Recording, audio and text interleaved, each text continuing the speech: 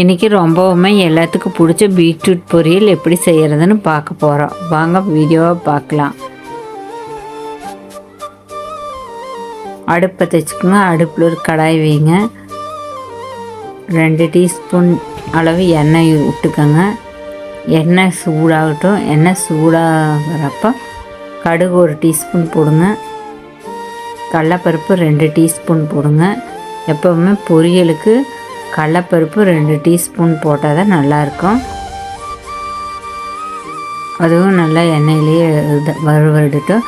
இப்போ வெங்காயம், வரமிளகாய், கருவேப்பில் 3 போட்டிருக்கிறேன். வரமிளகாய் யூஸ் பண்ணிக்கோங்க. பச்சை மிளகாய் சூடு, அதனால் நான் வரமிளகாய் யூஸ் பண்ணியிருக்கிறேன். வரமிளகாய் நல்லா எண்ணெயில் போட்டு வதக்குங்க. வெங்காயம் ஒன்று சின்ன வெங்காயமாக இருந்தால் 4-5 தொளிச்சு வெட்டி வச்சுக்கோங்க. பல்லாரி வெங்காயமாக இருந்தால் ஒரு வெங்காயத்தை பொடியை நறுக்கி வச்சுக்கோங்க. நல்லா வதக்குங்க. 1/2 டீஸ்பூன் மிளகாய் பொடி, காரத்துக்குங்க. ஏன்னா பீட்ரூட் இனிப்பாக இருக்கும், அதனால் நான் மிளகாய் பொடி சேர்த்துறேன். அது நீங்களும் சேர்த்திக்கோங்க. சாம்பார் பொடி ஒரு 1/4 டீஸ்பூன், மஞ்சள் தூள் 1/4 டீஸ்பூன், 3 போட்டுக்கோங்க. போட்டு நல்லா எண்ணெயிலேயே வதக்கி விடுங்க. அடி பிடிச்சிடாமல் அப்படியே தொலைவி விட்டுட்டே இருங்க. இப்போ பீட்ரூட்டு நான் எடுத்துருக்கிறேன். இந்த பீட்ரூட்டு நல்லா கழுவி தோல் சீவி சொருவி வச்சுருக்கிறேன் பாருங்கள். இதை இப்போ நான் அதை சேர்த்த போகிறேன். நான் எடுத்துருக்கிற பீட்ரூட்டு நாட்டுக்காய்ங்க. ஹைப்ரூட்டாக இருந்தால் தான் ரொம்ப ரெட்டாக இருக்கும்.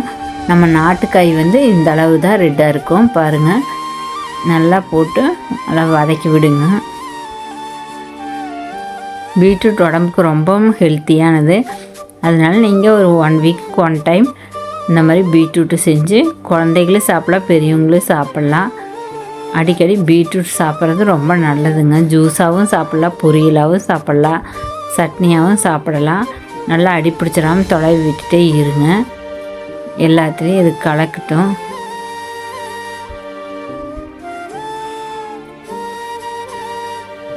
சிம்மில் வச்சு தொலைவி விடுங்க. அதில் இருக்கிற தண்ணியிலேயே அது ஒரு ஆவி அப்படி வேகட்டுங்க. நல்லா தொலைவி விடுங்க. தண்ணி இஞ்சிற வரைக்கும் நல்லா தொலைவி விட்டுட்டே இருங்க. அடி பிடிக்காமல் தொலைவி விட்டுட்டே இருங்க. பாருங்கள், இந்த மாதிரி புழுன்னு ஆகணும். இப்போ நம்ம அந்த தட்டில் லேசாக 1/4 டம்ளர் தண்ணி விட்டு அதையும் அதுக்கு தெளித்து விட்டுக்குங்க. இப்போ பீட்ரூட் வேகிறதுக்கு தேவையான அளவு தண்ணி 1/2 டம்ளர் ஊற்றிட்டு உப்பு ஒரு 1/4 டீஸ்பூன் கல்லுப்பு போடுங்க. உப்பு வேணுங்கிற அளவு போடுங்க. 10லேன்னு டேஸ்ட் பண்ணி பார்த்துட்டு போடுங்க. ஏன்னா பொரியலுக்கு உப்பு அதிகமாகிற போது கல்லுப்புங்கிறனால கரைஞ்சதுக்கப்புறம் அதிகமாகிருங்க. அதனால் நான் 1/4 டீஸ்பூன் போடுறேன். வேணும்னா போட்டுக்கலாம். நல்லா தொலைவி விட்டுட்டே இருங்க. அடி பிடிச்சிடாமல் தொலைவி விட்டுட்டே இருங்க. இப்போ இது நல்லா வேகணும். ஒரு 10 நிமிஷமாவது வேகட்டுங்க. மூடி வச்சிடலாம். இப்போ 5 மினிட்ஸ் ஆச்சு பாருங்கள். தண்ணி எல்லாம் இஞ்சிருச்சு. அப்படியே தொலைவி விட்டே இருங்க. 5 நிமிஷம் போல் நம்ம தொலைவி விட்டுட்டே இருக்கணும்.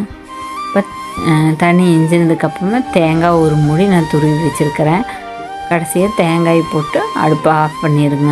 அவ்வளோதான். சுவையான சூப்பரான பீட்ரூட் பொரியல் ரெடிங்க. இது வாரத்துக்கு ஒருக்கா செஞ்சு சாப்பிடுங்க. இந்த வீடியோ பிடிச்சிருந்தா நீங்களும் செஞ்சு பாருங்கள். செஞ்சு பார்த்துட்டு கமெண்ட் பண்ணுங்கள். மறக்காமல் கமெண்ட் பண்ணுங்கள்.